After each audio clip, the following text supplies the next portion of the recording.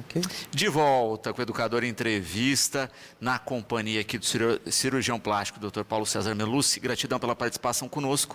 Boa tarde. Boa tarde. Mais uma vez, obrigado à Rádio TV Educadora, o convite. Estou em Batatais há mais de 30 anos. Já tenho uma história aí na cirurgia plástica. Eu agradeço mais uma vez o convite. A gente pode, são 30 anos, não são 3. A gente pode dar uma ideia do que se passou nesses 30 anos e o que vem acontecendo com a cirurgia plástica. E, doutor, eu até questionava aqui no intervalo, né, da questão da cirurgia plástica, que começa com uma cirurgia reconstrutiva, não é? E a estética vai ganhando espaço ano a ano, não é? Hoje a balança inverteu. Sim, sim. Quando eu me formei, o que era prioridade na formação minha? Dos 2 anos de cirurgia geral, depois 3 de plástica. Os 2 primeiros anos de cirurgia plástica eram essencialmente reparadora. A estética vinha no último ano. Hoje você tem serviços, ou, entre aspas, às vezes nem credenciados pela Sociedade Brasileira de Cirurgia Plástica, só trabalhando com a estética. E na formação, o cirurgião plástico tem que saber a reparadora. Porque hoje, nas evoluções que está tendo, inclusive em pós-operatório de mama com prótese, quando você vai reoperar, acaba virando uma reconstrução de mama pelo que você vai encontrar ali. Pensando nesses 30 anos, não é? A gente vê aí muita transformação. Uma delas, o senhor citou aí prótese de mama, não é? Que a gente tinha lá atrás, por exemplo, prótese salina, né? Próteses que eram não tão naturais como a gente tem hoje. E isso foi um salto. Sim, isso foi um salto. O que eu posso falar para você é assim, na época que eu formei, as próteses, sempre era o intuito, você colocar uma prótese de silicone, o intuito de aumentar a mama. Era a paciente que tinha um tecido mamário muito pequeno e ela procurava com esse intuito. Hoje, o que aconteceu nesses anos? É lógico que as próteses tiveram uma evolução em termos de revestimento, então se tornaram próteses mais longínquas. Inclusive os representantes dão uma garantia vitalícia nisso. Mas é certeza que ninguém vai colocar uma prótese aos 20 anos e vai morrer com ela. Eu tive a oportunidade já de pacientes operados aos 20 e eu trocar a prótese aos 40 e depois eu tirar aos 60 e ela dizer para mim, não, eu não tenho mais interesse eu não quero com 80 voltar para uma mesa de cirurgia. É lógico que ela ficou sem mama. A prótese era a mama dela. É ao contrário, né? A prótese era a mama dela. Então, esse conceito de, às vezes, você vê muito hoje, não, tem que tirar tecido mamário bom. Isso, na minha opinião, é um absurdo.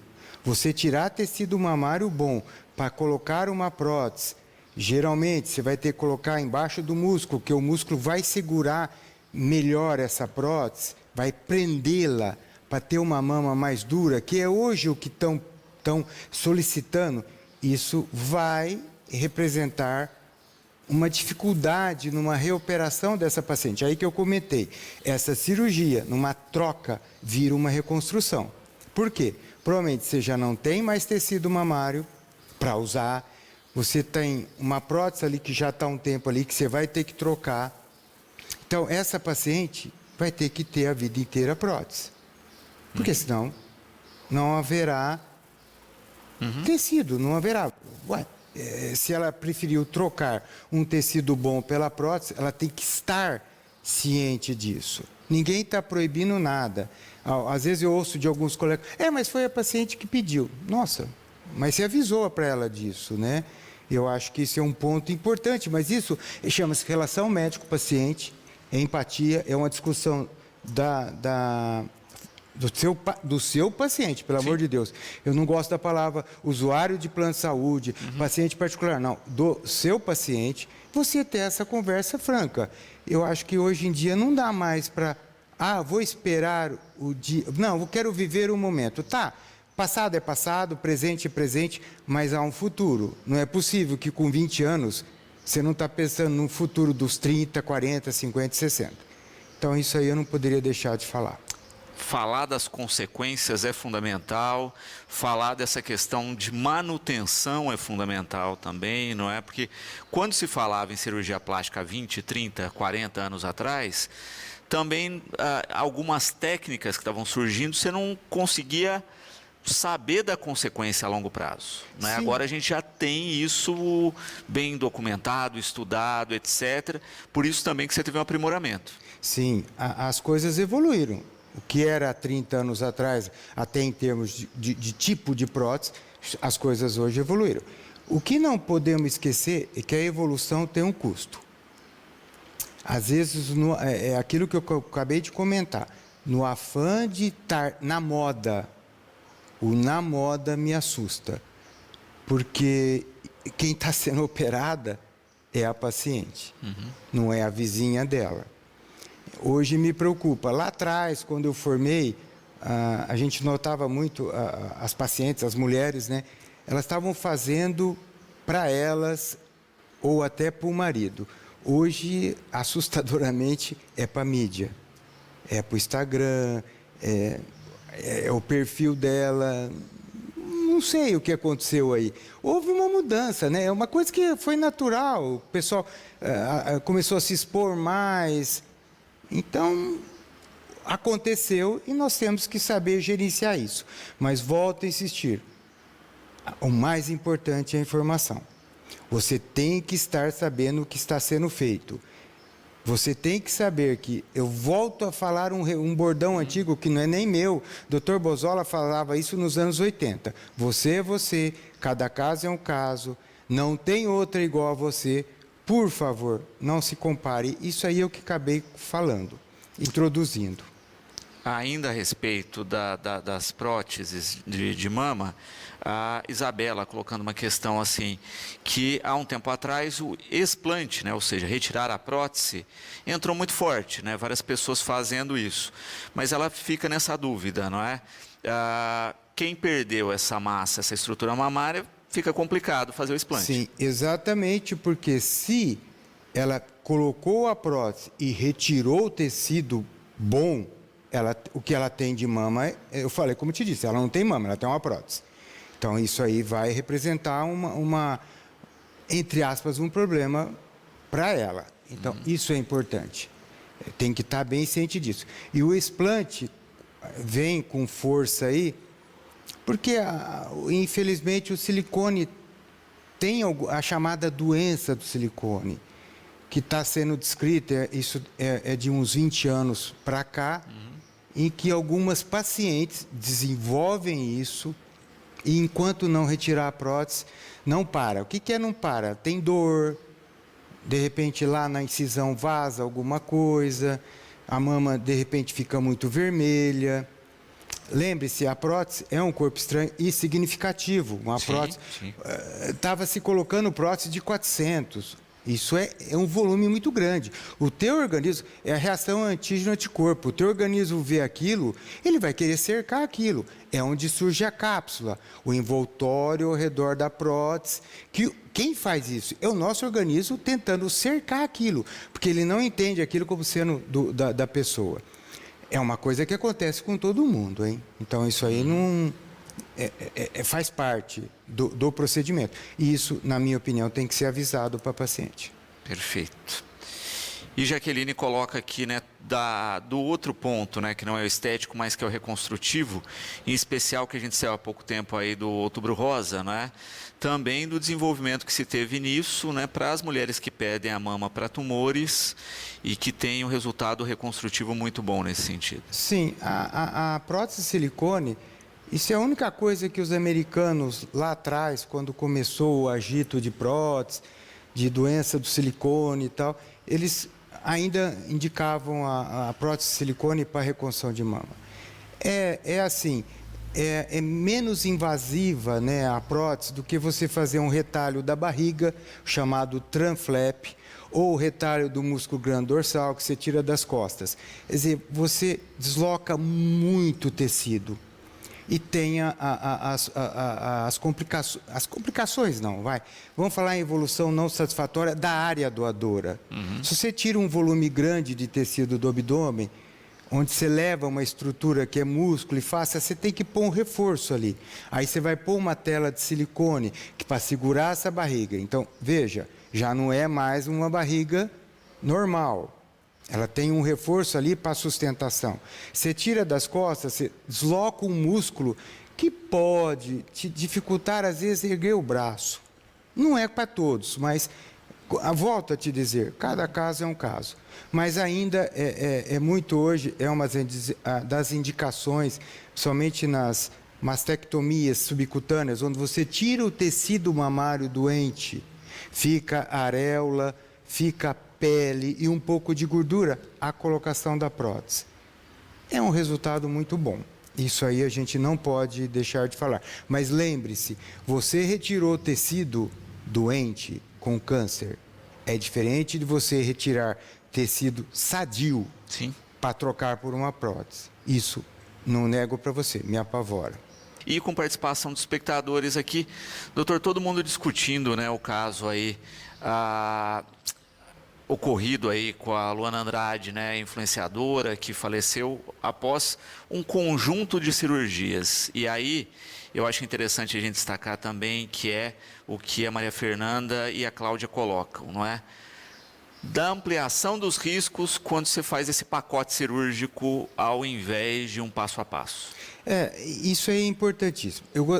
Só para comentar, a lipoaspiração iniciou-se nos anos 80 com o Ilus na França. A lipoaspiração era para gordura localizada. Era um culote, era, né? Pouca coisa. Tanto é que Dr. Bozola, numa demonstração cirúrgica de uma lipo nos anos 80, o colega que fez a demonstração pegou uma cânula, deu umas 3, 4 passadas e parou.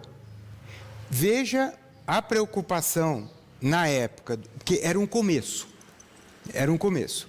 Em 2012, um colega iniciou a lipo LED. O que começou a se ocorrer? Começou-se com novos aparelhos que vão derreter, vamos assim dizer, essa gordura mais rápido. Você começou a tentar definir mais o corpo. Vamos supor, um abdômen que tem o formato de uma lira, o que é bonito do abdômen, que está descrito na literatura, é a lira.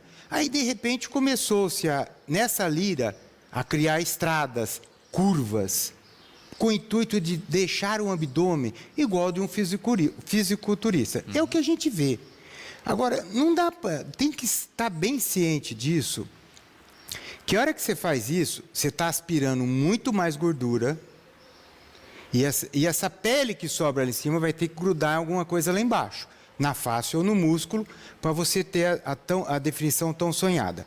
Então, isso fica uma fibrose mais intensa, que se não houver uns bons cuidados no pós-operatório, vai ter dor de cabeça, ponto.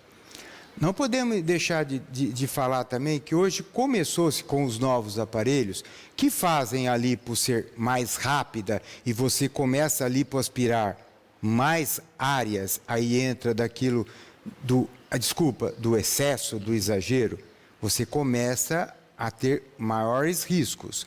Não vamos esquecer que uma cirurgia, um procedimento anestésico cirúrgico que passa de 4 horas, começa a implicar em alguns riscos. Não é para o cirurgião, é para o paciente. Então, bom senso é bom. Não vamos esquecer do seguinte, você injetar gordura em alguns locais, principalmente em músculo, onde é muito irrigado, essa gordura pode, às vezes, caminhar. Ninguém quer isso, mas eu volto a dizer, isso começou a ocorrer nos últimos anos. Desculpa, lá nos anos 80, 90, eu não via isso. Então, infelizmente, é um custo aí que está começando a ocorrer. Provavelmente com a modelo, como a gente não sabe, não participou do ato cirúrgico, talvez. O fato é que ela teve uma embolia. Uma embolia é bem claro. Alguma coisa saiu, geralmente, do membro inferior e subiu. Geralmente é um trombo de sangue. Como esse trombo surgiu ali numa pessoa jovem, entre aspas, bem fisicamente e tal, aí é uma coisa que... É aquela história, depois que ocorre, Todo mundo vai falar, mas como? Era uma pessoa jovem. Mas é aquela bem claro. O que é que aconteceu antes dessa lipo de joelho? O que mais ela teria feito ali? Será que havia necessidade? Mas é aquilo que a gente volta a dizer. Você é você, né? Quando você quer aquilo e você acha um profissional que concorda, aí fica muito entre os dois. Relação médico-paciente, que eu insisto, é vital. Segundo todos os relatos da mídia, não é, ela já tinha passado por outros procedimentos anteriormente, nariz e prótese de mama, não é? Nesse especificamente, não é, ia ser retirado lá a chamada gordura do joelho, não é? Não só, que é o lipedema, né? Não só por uma questão estética, mas também porque estava apresentando dores e tal. Só que como narra todas as matérias aí, ela marcou outras cirurgias conjuntamente. Então eles começaram com uma lipo de abdômen, iam fazer também uma intervenção em coxas e depois o joelho. Né? Provavelmente o joelho estava no final, que seria a sequência, exatamente. Né? Você lipa o abdômen, coxa, joelho. Não sei se ali no momento do abdômen... Exato. Né? Aí, assim, é bem claro. As fatalidades ocorrem, ninguém quer, mas ocorrem. Então, de vez em quando... Assim, eu estou comentando essa entrevista, numa entrevista anterior aqui, já há alguns anos, eu falei sobre isso, mas, temerosamente, acredito que vai continuar ocorrendo, apesar de um bom pré-operatório, de uma conversa. É bem claro, os excessos, eu volto a dizer, vão custar alguma coisa, infelizmente. E se fala muito de todo o preparo para uma cirurgia dessa, né? Pré-operatório, todos os cuidados, a conversa médico-paciente, acho que a gente citou já em algumas outras vezes, que, olha, você tem que passar toda a medicação que você utiliza, não é? Você tem que entender o procedimento que vai ser realizado, e essa confiança tem que ser mútua. A gente já viu problemas em cirurgias no passado do paciente que utiliza alguma substância, seja ela legal ou ilegal, que não passa isso para o médico e que vai ter complicações durante a cirurgia. Você tocou no assunto importantíssimo. Hoje nós temos muitos profissionais, não da área médica, realizando procedimentos que, desculpa, é uma loucura, é um atrevimento, porque você está trabalhando, às vezes, numa área que você não conhece. Quando você injeta alguma substância que ela não vai ser reabsorvida pelo organismo e você não avisa o profissional, já aconteceu de colega fazer lipoimento, trombar com alguma coisa ali e a paciente não ter falado que ela colocou metacrilato ali ou tem um bloco de silicone ali que se punha muito no passado para aumentar queixo. Então, não avisar é preocupante. Esses produtos, somente o metacrilato, ele pode se locomover, pode dar uma série de problemas locais ali. O silicone líquido, não vamos esquecer disso, tem gente ainda injetando o silicone líquido, o silicone industrial. Ele vai andar. Isso vai dar complicações. Não posso deixar de falar, alguns profissionais usando ácido para, de repente, corrigir um lóbulo de orelha, vai queimar a orelha. Se você não ter um pouco de noção disso, né? A gente ouve aí às vezes falar, não, tem um produto, um ácido com valor X. Oh, meu Deus, mas então o que eu estou pagando 4, 5 vezes mais, são coisas, não consigo entender, mas está aí, o mercado está aí. Se a pessoa procurar não se informar ou não acreditar em quem você está consultando, é uma coisa assim que vai perdendo o controle mesmo, você não...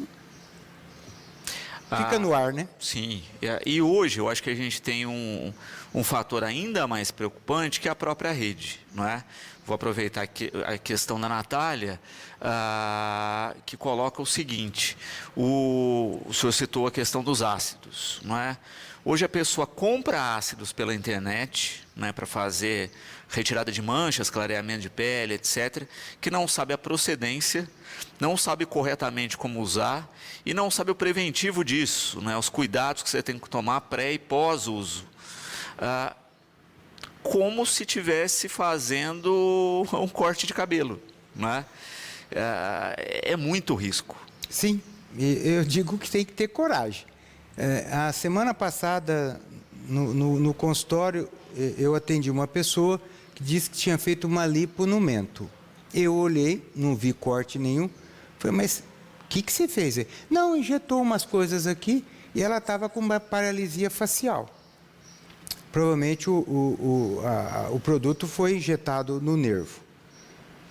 Eu falei, mas que produto é esse? Aí ela me mostrou um produto manipulado.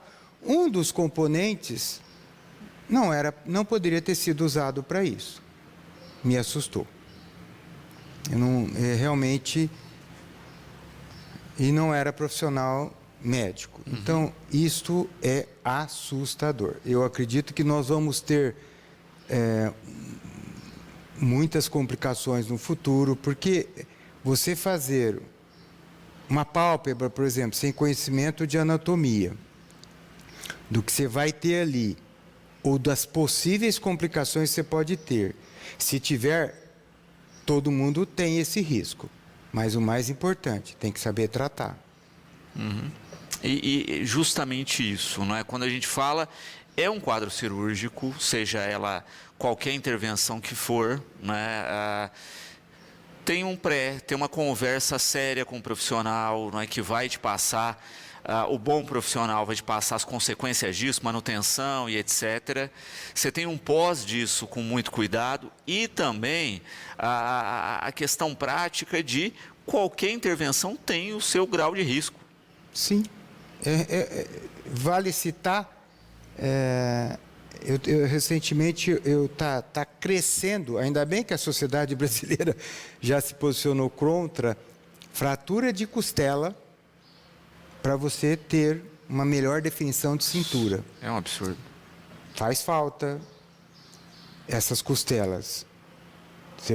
A hora que você quebra uma costela, você diminui a parte respiratória do pulmão.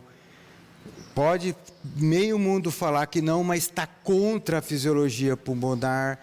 Mas isso está crescendo, né? Estão injetando gordura nas costas lá atrás, naquela musculatura paravertebral, para ter um contorno ali. Os americanos já definiram você fazer enxertia de gordura só guiado com ultrassom. Então você vê a que ponto está chegando. Qual que é o objetivo disso? Diminuir os riscos. Quando você coloca um aparelho para auxiliar no teu procedimento, é porque alguma coisa está ocorrendo, Sim. né? Então, alguns procedimentos estão virando reféns de aparelho. E você pode estar certo que dali um ano, aquele aparelho está obsoleto. Aí tem o outro que será considerado mais moderno. Aí vai ter um fazendo propaganda que ele tem o melhor aparelho que o que de repente está no consultório dele do lado. Então, aí é o que eu te falei, você é você. Você vai de acordo no que você quer, no que você acredita, numa relação médico-paciente estabelecida com alguém que te propôs aquilo. E continuamos com participação dos espectadores. Giovana, falando de uma coisa, né, a gente falando daqui dos modismos, né? E ela falando de um modismo que entrou, né, no circuito aí, que é a tal da bichectomia. Ela pergunta dos riscos. Tá, a bichectomia, você está tirando, não pode esquecer isso. Eu não sou a favor, já tenho que me posicionar. Você está tirando um tecido gorduroso aqui, que não é agora que vai fazer falta, é lá para frente. Essa estrutura glandular tem função de dar entre aspas, um enchimento aqui. Lá na frente você vai ficar, desculpa a expressão, mas assim, vai fazer falta. É uma gordura própria. Olha lá, se lá para frente você tem que fazer só para estar mais fundinho aqui. Bom, tem gente que quer, mas tem os seus riscos. Você tem um monte de estrutura ali, tem nervo, tem o ducto parotídeo. Então, o risco é grande demais. O pessoal... É uma coisa que se faz com anestesia local, tranquilo do ponto de vista cirúrgico, desde que você saiba onde você está atuando, que você só está tirando a gordura. Mas, na minha opinião, isso vai fazer falta. Eu não sei, eu acho assim, quando você vai fazer uma coisa nova, você tem que estar sabendo o que você vai encontrar ali.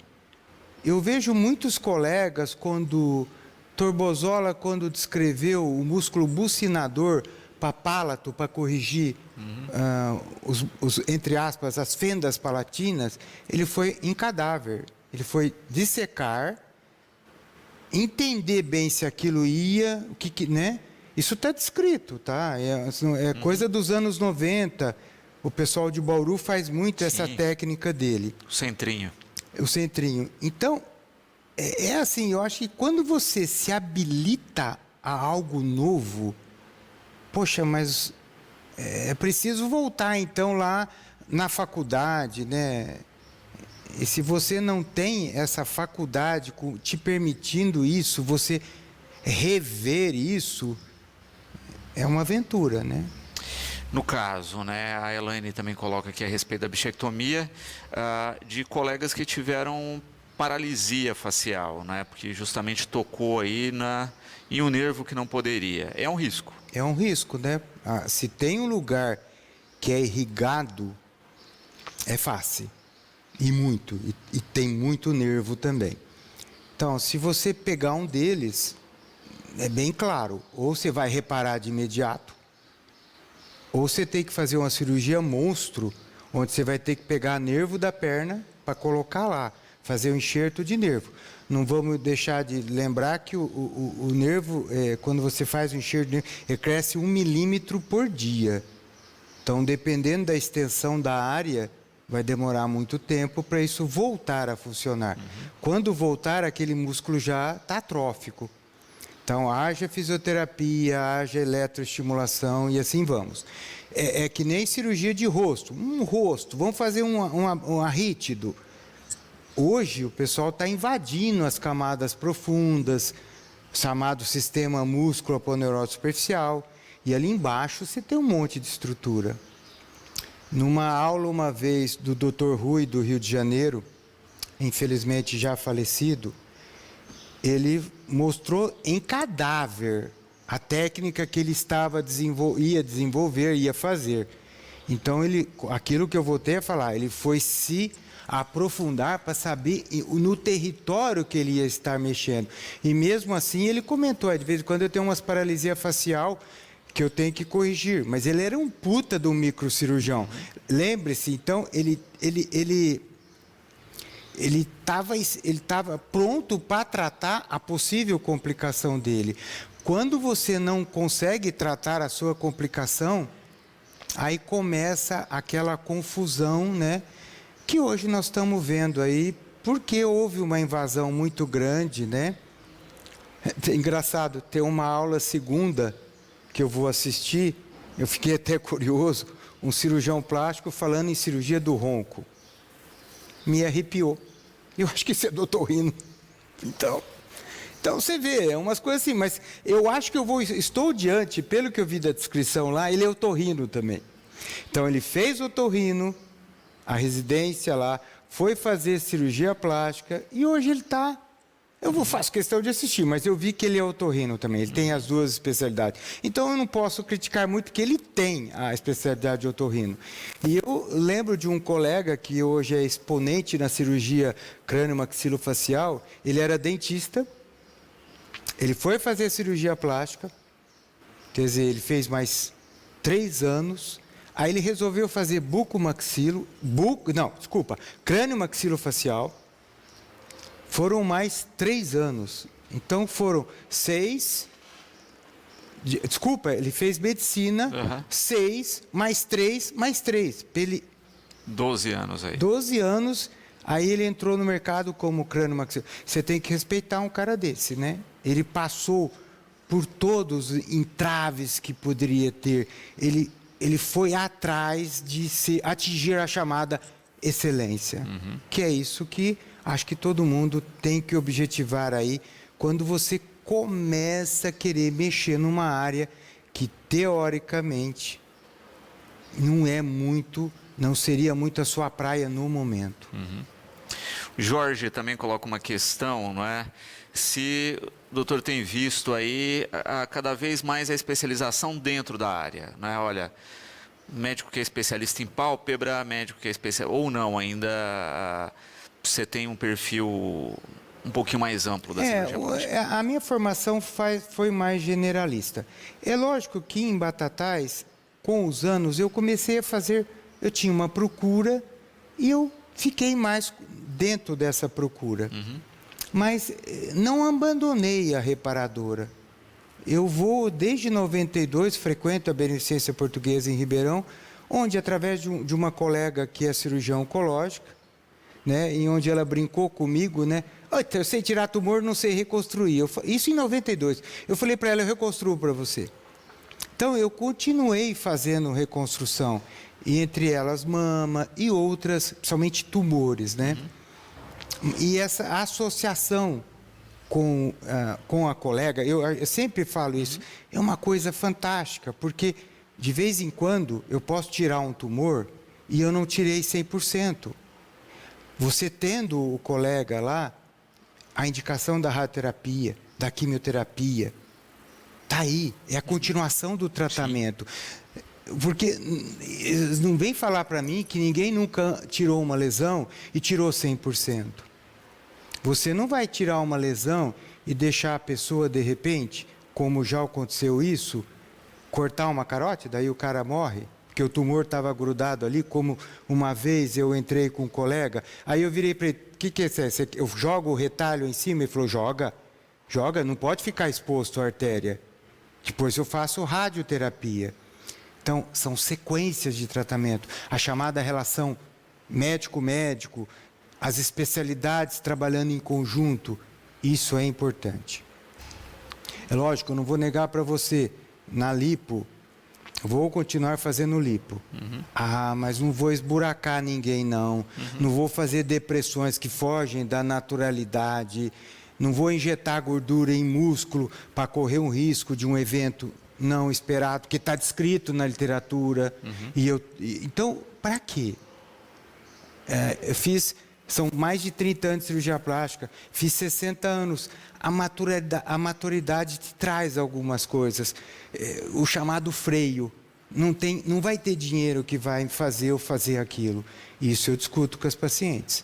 Sem dúvida. Tenho pacientes que hoje querem, não, eu quero que tire todo o tecido e colocar a mama.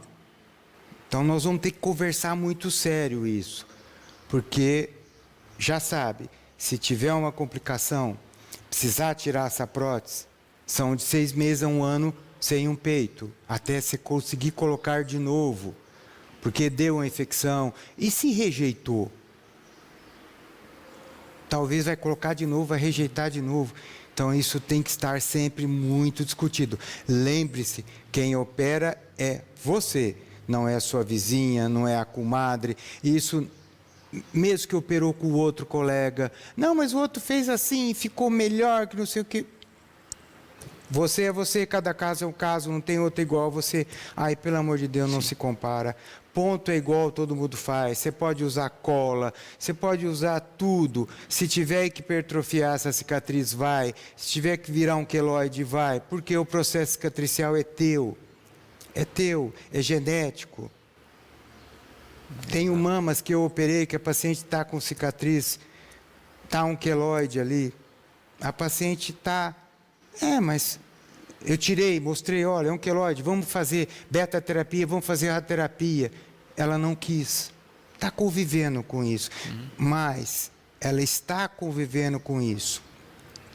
Se está incomodando ela, é comigo que ela tem que discutir. Eu vou dar para ela as opções para a gente resolver aquilo. E tem. Mas ela tem que vir a mim. Se ela fizer um outro procedimento, sem uma rádio, uma beta-terapia na cicatriz, vai voltar. E vai voltar cada vez maior. Então, não pode esquecer disso. Converse. Isso é importante. E a Vivian, tocando num ponto que a gente falava aqui, que eu acho importantíssimo, que é a questão de não existe mágica, não é, doutora? A gente vê muitas vezes em filmes, em novelas, etc., ou até mesmo nas redes sociais, que fulano fez uma intervenção hoje, daqui 3 dias está numa festa. Isso não existe. Isso aí é até, eu diria para você que é até perigoso, né? Porque, não sei, a gente sabe que existe o procedimento anestésico cirúrgico, é uma agressão cirúrgica, tem uma recuperação.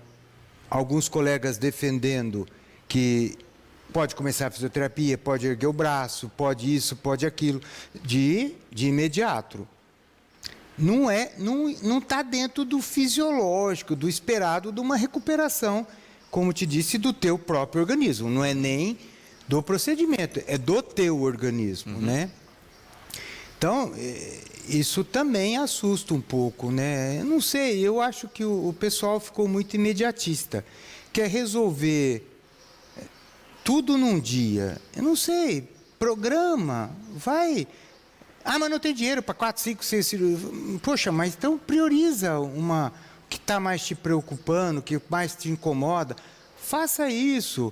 E depois vai pensando no resto. Não dá para, por exemplo... Hoje nós temos uma realidade aí que são as pós-bariátricas, né? Que não se conformam com a situação, que ficam uma mama flácida, uma barriga sobrando pele, coxa, braço. Aí vai fazer num tempo só mama, abdômen, lipo, braço, coxa. Poxa, acho que se tudo correr bem e não houver nenhuma complicação. Eu já tive a oportunidade de entrar num centro cirúrgico, uma paciente sendo operada, estética, tinha sido começado às 7 da manhã a cirurgia, acabou às 4 da tarde. Nossa. Isso para mim não tem nexo. Isso aí é você, uma hora vai dar, uma hora, não é que a casa cai, as chances de complicações, ou melhor, evolução não satisfatórias vão ocorrer. Mas, poxa, você deu sopa pro azar, né? Exato. Para quê? Exato. E a Bianca também colocando uma questão, não é?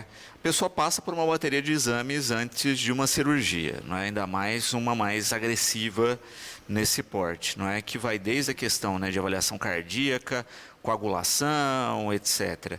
Mas mesmo com os exames todos ok, ainda tem risco. Sim. Hoje tem uma corrente... Alguns colegas comentando, até os endocrinologistas, hoje é o que o seu corpo está inflamado.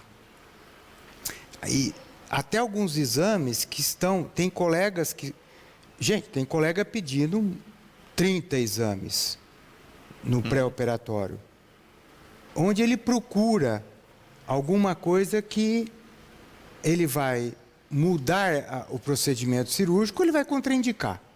Né? Há alguns organismos que estão inflamados.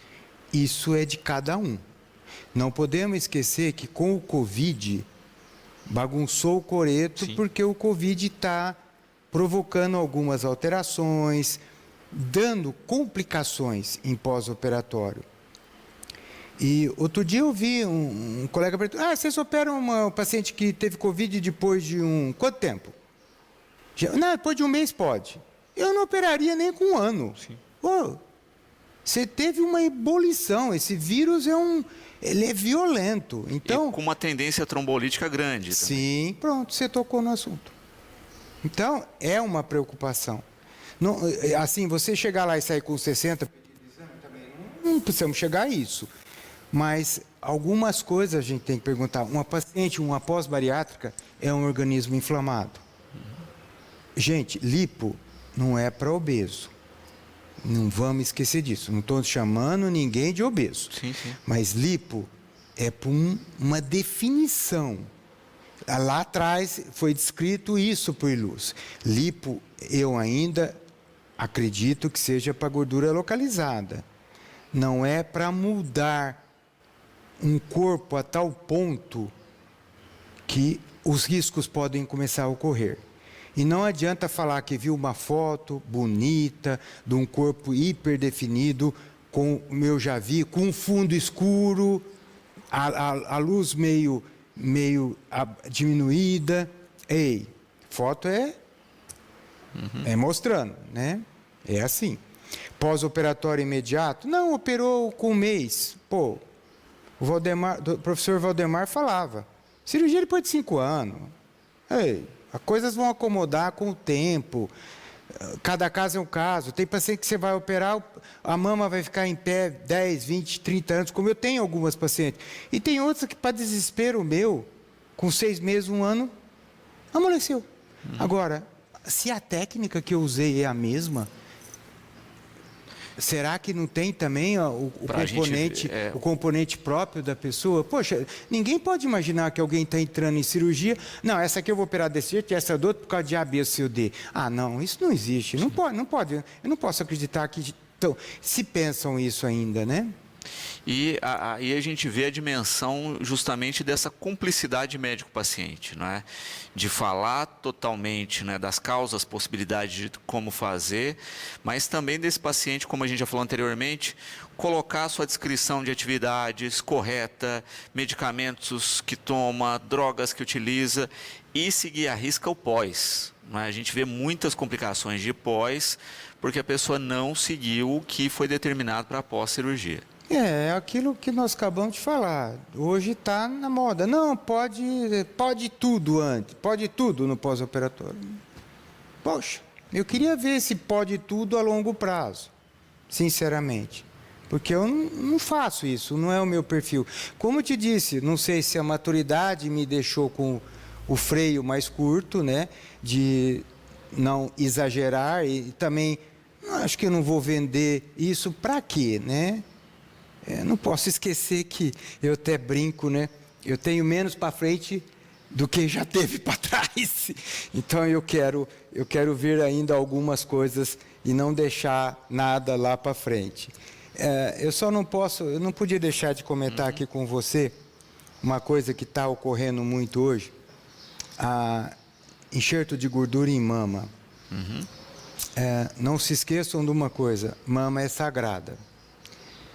Não se injeta nada em mama, na minha opinião, e é o que pensam os oncologistas. Lembre-se, mama, você pode ter um câncer. Você injeta alguma coisa ali que cria uma imagem ou que oculta um câncer de mama, você está limitando essa pessoa em termos de vida, de sobrevida. Então, eu não podia deixar de falar isso. É um pensamento meu. Muitas pessoas pensam assim. Já vi colegas falando isso e já vi gente sugerindo isso para melhorar o contorno, para ficar mais redondinho e tal. Eu não podia deixar de falar isso. Cuidado, só isso que eu posso falar. Exatamente. Em especial, né, quem já tem caso na família, né, aí você redobra isso. Né, hoje está se permitindo, né, você investigar bem isso. Eu vou participar de uma cirurgia daqui a uns dias de um colega oncologista em que a paciente, ela está optando pela idade, ela quer tirar a mama. Aí pediu para eu entrar junto para fazer o fechamento disto, fazer a conclusão cirúrgica. E a filha já está em processo, né, de investigação genética. Se ela tiver a mesma tendência da mãe, ela quer fazer a mastectomia subcutânea, hein? Ela quer tirar aquele tecido. Vai livrá-la de um câncer de mama? Só o futuro diz, tá? Que às vezes você tira, mas caramba, num cantinho ali ficou uma dica de tecido mamário que de repente... E ainda pensando naquela outra perspectiva que falamos, né? Vai fazer a ação, continua aí com o fator de risco e vai ter que fazer o cuidado e a manutenção dessa prótese a vida toda. Sim, a prótese é uma companheira, até a brincadeira, é seu ou você comprou? Na realidade, você comprou. Então, essa compra implica em algumas responsabilidades a longo prazo. Não adianta você pôr uma prótese e esquecer da vida. Precisa de alguns controles, ultrassom. Mas isso o ginecologista vai fazer. Se não fizer, eu vou solicitar. Quem vai me procurar? Você precisa de um controle a longo prazo. Tudo, né, vai ocorrer? Na dúvida, hoje nós temos a ressonância nuclear magnética para elucidar. Volto a dizer, tem que haver uma sequência de tudo. E estar ciente de que, de repente, um dia vai ser necessário a retirada. Por isso que às vezes é bom ter um pouquinho de tecido ali remanescente para a gente poder montar. Eu tive esse problema, tem uns 6 meses, em que a paciente fez um procedimento que tinha indicação por aquele histórico de um tumor de ovário que geneticamente indicou-se a retirada do tecido mamário, só que fui mais cauteloso, eu trabalhei junto com o cirurgião oncológico. Ela teve uma infecção nas 2 próximas, mas nas 2 tivemos que retirar, e por ter alguma coisa sobrando lá, eu consegui montar uma mama para ela. Então, ela ficou com uma mama pequena, mas com algo lá, não ficou zerado. É isso que eu não posso deixar de falar. Perfeito. Para a gente encerrar, né, acho que falar da importância da Sociedade Brasileira de Cirurgia Plástica, não é? E das pessoas conhecerem os profissionais qualificados, listados, etc. Como aquilo que a gente falava, né? Muita gente que não é da área intervindo, até para se ter uma garantia disso, não é? Não só do estudo, do acompanhamento, mas de uma entidade que qualifica, avalia e acompanha os seus profissionais. Justamente. A sociedade, os membros da Sociedade Brasileira de Cirurgia Plástica, hoje a internet possibilita isso. No passado, você tinha que ligar em São Paulo para saber se o colega... Hoje está ali, né? Você acessa e sabe se o colega pertence ou não à sociedade. Eu acho interessante isso.